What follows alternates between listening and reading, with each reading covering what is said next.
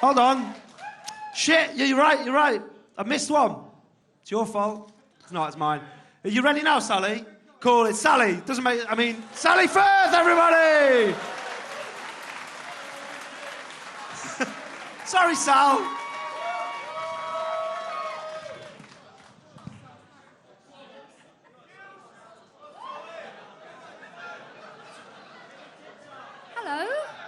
Hello, everyone. It's lovely to be here, but I have to tell you something. I'm not meant to be here at all. My son's a stand-up comedian, but he couldn't make it tonight. He's got food poisoning. I've got a lot of time on my hands since the Samaritans asked me to leave. So I've brought his notebook and I'm going to go and try and do his act in his place. I hope that's all right. Thank you. The first thing he's written here is virginity. Well, as he's not here, I can tell you he was quite late losing his virginity. He had terrible acne when he was a teenager, you see, and I think it put the girls off. They couldn't see past it. Anyway, my husband and I took him to our doctor, and he prescribed these great pills, and they cleared Johnny's skin up just in time for him to go to Magaluf with his friends after the A-levels, and I gather there he made up for lost time. He had to visit another doctor when he got back, though. He wasn't very happy. You all seem such lovely people. I think I can share something with you. I was quite late losing my virginity as well. I was 20, and that's because I wanted the first one to be special, and he was. He had special needs. I'm not being cruel. He could only become aroused if we made love outside. And I don't mind that because I'm quite broad-minded, but we were going out in November. So that wasn't ideal. The one after that, he liked to cover me in baby oil while watching videos of 40 Towers. And I was fine with that, but then he asked me to dress up as Manuel. I thought that was a step too far. Anyway, I think one of the other reasons I didn't have sex when I was a teenager, because my mother said to me, below the waist is your own, keep it to yourself.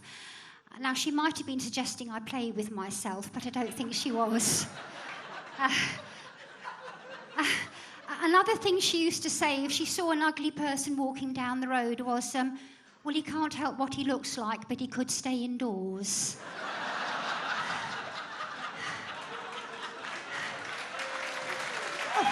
Thank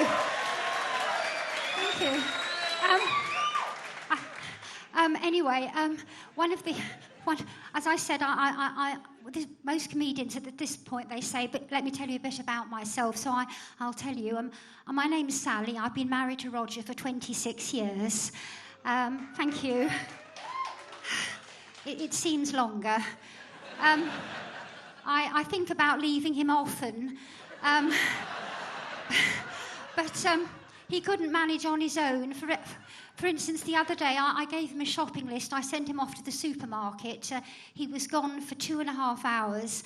And when he came back, the car boot was full with 100 bread rolls. I had written loo rolls.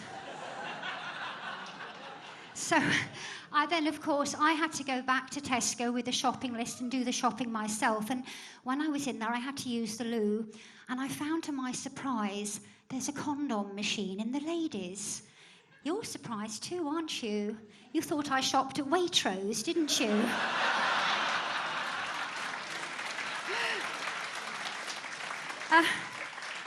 One of the other things about when you're married to somebody for a long time, and all of you are so young, you probably don't know what I'm talking about, but when you've been with someone for a long time, you have to think of ways to try and spice things up in the bedroom and out of it. And so I thought the other day when Roger came home, I would surprise him. I was wearing his mother's clothes. I always thought that he wanted me to be more like her, you see, but it didn't go down well. I think it was too soon after the funeral. Oh, thank you.